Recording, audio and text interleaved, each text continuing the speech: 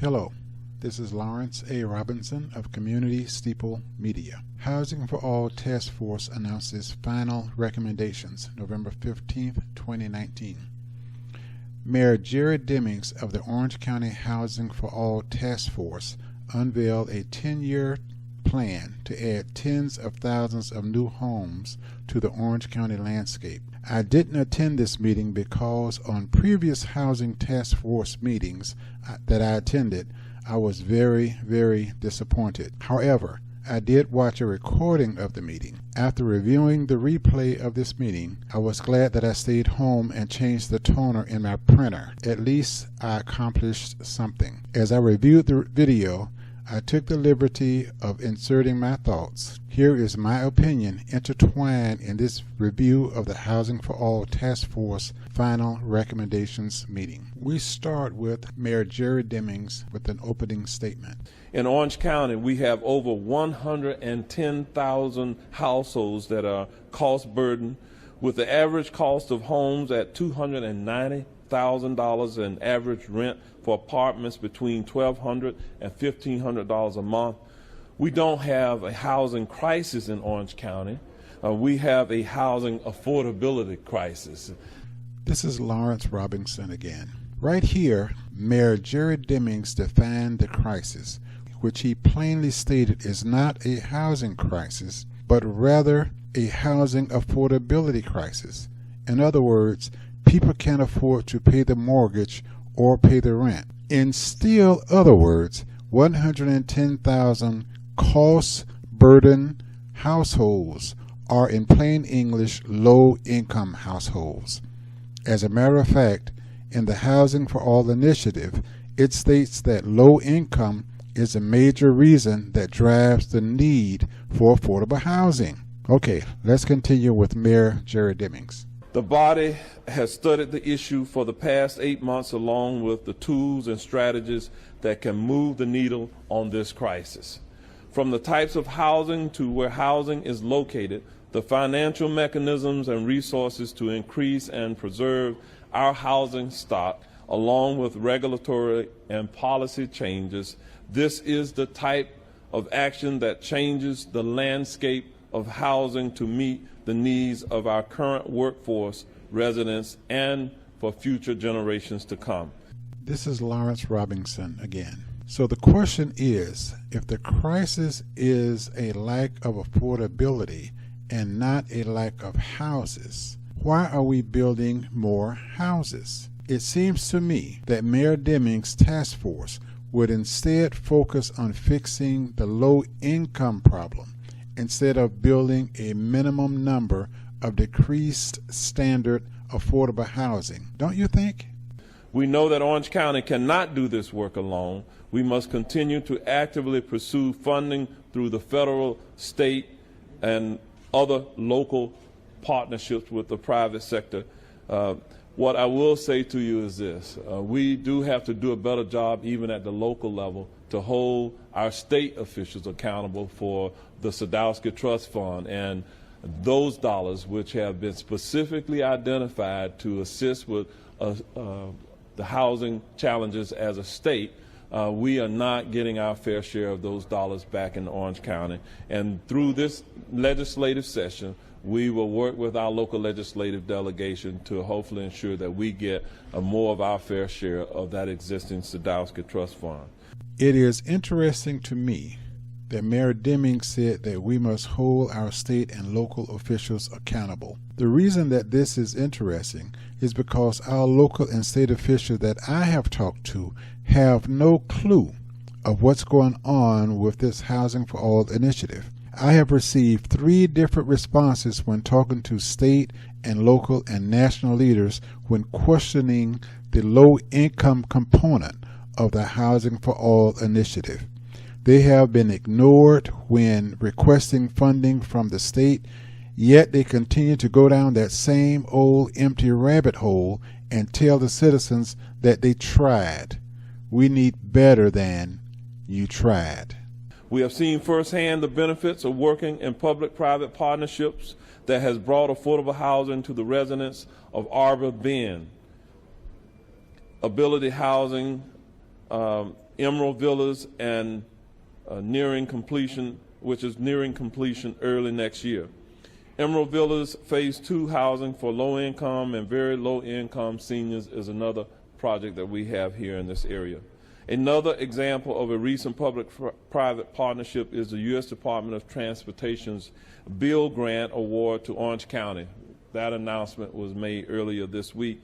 The $20 million grant will go towards creating new and modifying existing infrastructure in the Lake Nona area, including a multimodal corridor with dedicated autonomous vehicle lanes and bicycle and pedestrian pathways and integrated and multi-use mobility hub, and support for the AV or autonomous vehicles, all designed to reduce automobile dependency. This is the first Bill grant awarded within Central Florida.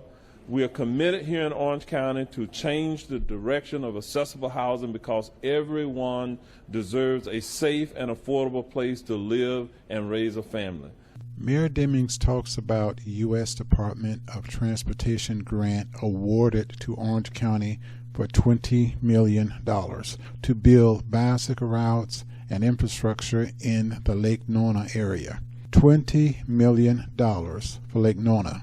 But in Pine Hills, we are fighting to get a permanent bus stop. How many times have the bus stop on Hiwassee and Silver Star been moved from one side of the street to the other? Why is it so hard to get money to support low-income people, but so easy to get $20 million for bike trails in Lake Nona? Mayor Demings went on to close this part of the program. Once again, I thank our task force for their expertise and their commitment to this important issue, and I look forward to receiving the action plan and moving forward with our Board of County Commission's support. Jerry Demings went on to explain next steps. In terms of next steps, the question is perhaps where do we go from here? In terms of next steps, there will be a full discussion before the Board of County Commission. We're looking at doing that on December the 17th, right before Christmas. So we want to deliver that gift to the citizens of Orange County as well. From there, there will be various other actions that will need to be undertaken by the Board of County Commission as we begin to move forward with execution of the plan itself. So with that said, we'll take a few questions at this time if there are any questions. Someone asked a question who was concerned about how a homeowner making $15 an hour can afford the new houses. Here's Jerry Demings' response. Well, part of the plan is to introduce into our housing market a different type of housing that has a lower price point.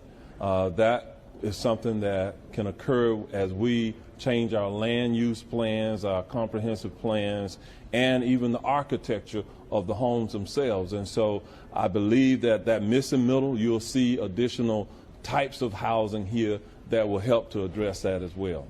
In other words, what the task force is suggesting is that the county change the standards for building houses, change the standards for where houses can be built, changes the standards of living condition so that lower income people can survive in lower standard housing. Mayor Demings was asked another question about how will the 10-year housing plan affect funding of transportation and housing in the county. This is how he responded. What I can tell you is that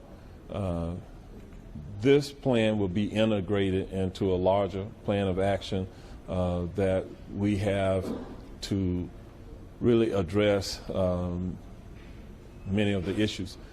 Yes, we're advocating a transportation sales tax in November 2020. We have endeavored to have many community meetings and conversations about that, because if we can reduce the overall cost of transportation here, that allows for more discretionary income for individuals who may be low-wage earners. one of the things that I brought back from London, the trip that I was on last week, was that they have a mass transit system that is a very mature system. It's been in place for years. However, the difference between London and here, they said 60% or so of the people in London use public transit. That's not the case here. But we want to improve our connectivity with our public transit system here so that we can positively impact the free flow of traffic here and also reduce the overall cost of transportation in our community. That will not happen without us being very specific and intentional about it. It will not happen without us having some type of dedicated funding stream. At least that is my opinion. And so we will correlate the two issues together. And as you said, there's an intersection of the two, but wages and pay and all of that comes together. This is Lawrence Robinson again. I will comment on this after Pastor Scott Ballou of the Matthew Hope Center makes a statement. Introduce yourself and give us your address, just for the record. My name is Pastor Scott Ballou. I'm the founder of Matthew's Hope, a homeless outreach in West Orange County. Thank you for your time. I am located at 611 Business Park Boulevard in Winter Garden. We're a nonprofit that's been out there for about 10 years now. A lot of you aren't familiar with this because we don't take any government funding. My question, as I look through, and the first question I have, and I'm really interested in hearing what you have to say because we're seeing this every day. We're up 43% this year in the number of homeless men, women, and children we're serving. And many of them are the working homeless, and many of them are the folks that y'all are going to be talking about how to house, I think. The one thing that blew me away right off the bat is anybody on the task force actually working with the homeless day to day? One? So there are a number of people involved in organizations that support homeless programs. No, I get it. I know who's on the list. I just wanted to ask that question because I think it's very important that we get in the trenches if we're going to try to figure out how to help people. And we got to do it different than we have. I'm still looking forward to Mayor. I'm looking forward to you coming out. We haven't talked to you since before the election. But we've got something we want to share, and we think there's something that needs to be done in our community that's being different than what we're doing today. I'm not here to cause problems or to scold anybody, but I got to tell you, when I saw the task force, with all due respect, with all your credentials, it really bothered me that not one homeless person, not one homeless single mother that's going to school and working full-time that needs a home that can't get one in Orange County through Housing First. And not one homeless organization was involved. And so I'm looking forward. I may have further comment, but I have a comment that I wanted to share with you up front because for this to happen 4 times, I may not be the right guy because I don't take government funding, but not that we don't have anything to say because we're here serving the people. And when you grow 43% in one single year, when the Sentinel announced just a few months ago that we were down 11%, how about we tell the public the truth and tell them how housing in hotels a couple of years ago wasn't considered stable housing, but it is now. I mean, we can go on, but the public needs to be aware there's a whole hell of a lot more going on here than what meets the eye. And we got to be just straightforward, and you can't hit the problem face on if you're not going to be with the people in the trenches. You got to get with the people in the trenches. If you're not going to do that, you will be having task force after task force, meeting after meeting, study after study, and 10 years from now, we'll be talking about the same problem just like we were 10 years ago. And some of y'all know me, and you know that's the truth. And it's getting old. At some point, somebody, Republican, Democrat, Independent, I could give a rat's who it is, somebody's got to do differently than we've done before. And one more study is not going to change it. Thank you for your time. This is Lawrence Robinson again. In other words, there is no plan. There is no plan. Low income is a major issue that is driving the need for affordable housing. And yet, after years of planning and 8 months of Housing for All task force meetings, there is no strategy addressing the low income issue. They can easily get $20 million to build bike trails in Lake Nona, but can't provide a school bus for the kids in Carver Shores. The county will reassign school bus routes and give parents 1 day's notice, negatively affecting the guardians' daily routines. They don't provide coverings for the highly used Links bus stops. The county will place benches across the sidewalks, making it difficult for pedestrians and bus riders alike. Mayor Demings said that the Orange County and the City of Orlando are raising minimum wages to $15 an hour for only the full-time workers at some time in the future. This strategy will only keep low-income earners in the low-income category. Low-income earners staying in hotels is now called stable housing. The county lowered the housing standards so that they can show success. But for low-income earners, this is failure. For the City Beautiful, this is failure. For Orange County, this is failure.